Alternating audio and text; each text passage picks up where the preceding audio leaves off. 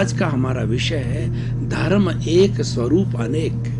भाई और बहनों, दर्शक एवं श्रोतागण, बहुत ही सुंदर विषय है। इस पर हम सांगोपांग व्याख्या करेंगे। सबसे पहले हम व्याख्या करेंगे धर्म किसे कहते हैं, आखिर धर्म की परिभाषा क्या है, धर्म की व्याख्या क्या है, धर्म को किस तरीके से जाना जाता है। तो धर्म के लिए बहुत सी परिभाषाएं हैं, उसमें से मुख्य मुख्य परिभाषा है कि वस्तु सहावो धर्मः, वस्तु के स्वभाव को धर्म कहा जाता है। जैसे कि अग्नि है, उसमें हाथ डालते हैं, हमको ताप लगता है, हाथ जलता है, और पानी के अंदर हम हाथ डालते हैं तो शीतलता प्राप्त होती है। तो उष्णता और शीतलता अग्नि और पानी का धर्म है। उसी तरीके से अगर हम किसी नीम के पेड़ को लाख घड़े जो है वो घी से सींच लें पर उसका कड़वापन नहीं जाता, तो कड़वापन जो है उसका धर्म है। उसी तरह से चंदन है, उस पर कितना ही भुजंग लिपटे,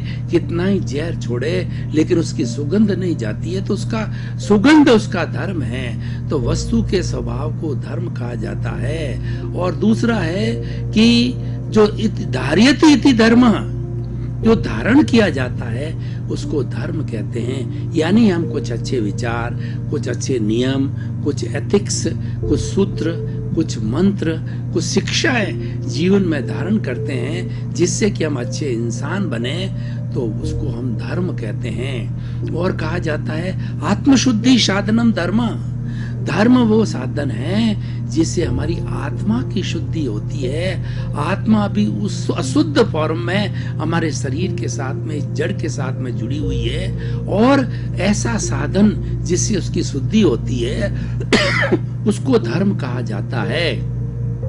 और धम्मो मंगल मुक्ति टंग अहिंसा संयमो तवो, धर्म एक उत्कृष्ट मंगल है।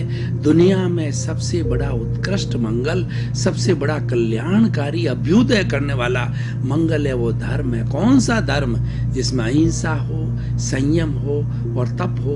अहिंसा का अर्थ होता है प्राणी मात्र को कष्ट न देना, किसी प्रकार का कष्ट न देना अहिंसा है। संयम का अर्थ होता है अपने आप को संकोच करना, हर जीवन की प्रवृत्ति के अंदर संकोच करना, ताकि अन्य जीवों को सुविधाएं उपलब्ध हो सके, स्थान उपलब्ध हो सके, भोजन उपलब्ध हो सके, उनको रहने की व्यवस्था हो सके।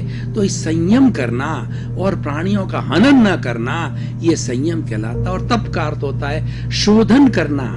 हमारे भीतर की प्रक्रिया है, शोधन की प्रक्रिया है। जब सोने का शोधन किया जाता है तब वो कुंदन बन जाता है, 24 कैरेट का सोना बन जाता है, अशुद्धि निकल के शुद्धि हो जाती है। उस तरीके से हमारे भीतर हमारे चित्त को शुद्ध करने के लिए तप एक बहुत बड़ा माध्यम है। तप एक रासायनिक क्रिया जिससे शुद्धिकरण होता है। तो ये धर्म की परिभाषा है। ऐसी अनेकों परिभाषाएं हो सकती है, लेकिन कुल मिलाकर के धर्म वह तत्व है जो कि प्राणी मात्र का हित करता है और सबको आत्मतुला के तराजू पर तोलता है। धर्म सभी प्राणियों को, सभी जीवित प्राणियों के जो भीतर विराजमान शुद्ध आत्मा भगवान है, उन सबको एक दृष्टि से देखता है, वो एक जैसी मानता है, उसके अंदर कोई अंतर नहीं है। मात्र जो अंतर उसके शरीर का है वो अलग अलग प्राणी के कर्मों के भुगतान के लिए वो शरीर मिला है, और वो सारा अंतर है अपने अपने कर्मों के कारण वो विविधता है। इस संसार में जितनी चेतन पदार्थों में विविधता दिखाई देती है वह उन चेतन पदार्थों के द्वारा, उन चेतन तत्वों के द्वारा ग्रहण किए गए पूर्व जन्म में कर्मों के कारण होती है। लेकिन भीतर विराजमान सबका एक है। राम का हो, कृष्ण का हो, कीड़े का हो, मकोड़े का हो, पेड़ का हो, पौधे का हो, मेरा हो, आपका, सबका चेतन, सबका जो शुद्ध आत्मा भगवान है, सबका एक है। और यही आत्मा परमात्मा बनती है।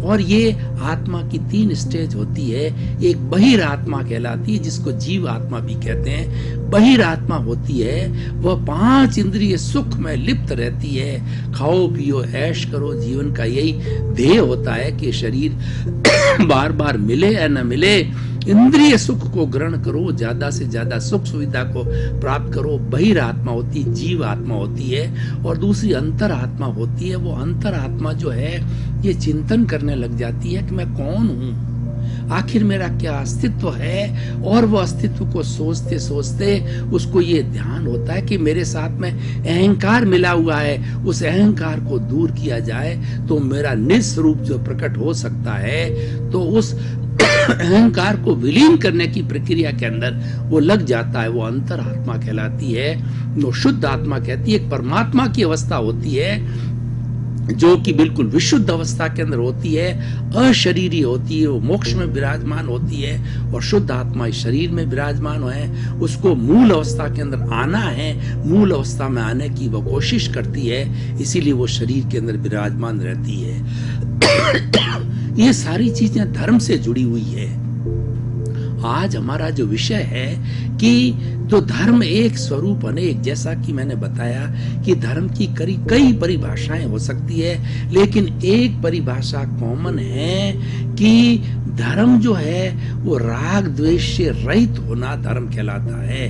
हमें संसार में जो भटकाने वाला तत्व है वो राग द्वेष है। राग द्वेष को हम प्रियता अप्रियता कह सकते हैं, लाइकिंग डिसलाइकिंग कह सकते हैं। ये हमारी प्रियता अप्रियता की दोनों आंखें हैं, और इन दोनों आंखों से हम किसी के प्रति राग करते हैं, यानी किसी के प्रति स्नेह करते हैं कि अच्छा है, ये भोजन अच्छा है, ये व्यक्ति अच्छा है, ये मकान अच्छा है, उसकी अच्छाई को प्राप्त करते हैं। और दूसरा जो हमारी अप्रियता की आंख होती है वो हमारा द्वेष बताती है, ठीक नहीं है, ये व्यक्ति बदमाश है, और ये जो है मकान अच्छा नहीं है, और ये व्यक्ति अच्छा नहीं। इस तरह की द्वेष की भावना जो है वो बताई जाती है, वो द्वेष कहलाता है। लेकिन इन दोनों के परे हम तीसरा नेत्र खोल देते हैं, जिसको इंट्यूशन कहा जाता है, वो थर्ड आई बोला जाता है, प्रज्ञा की आई कहलाती है। वो धर्म की आंख होती है। धर्म की आंख खुल जाती है तो हम राग द्वेष से ऊपर उठ करके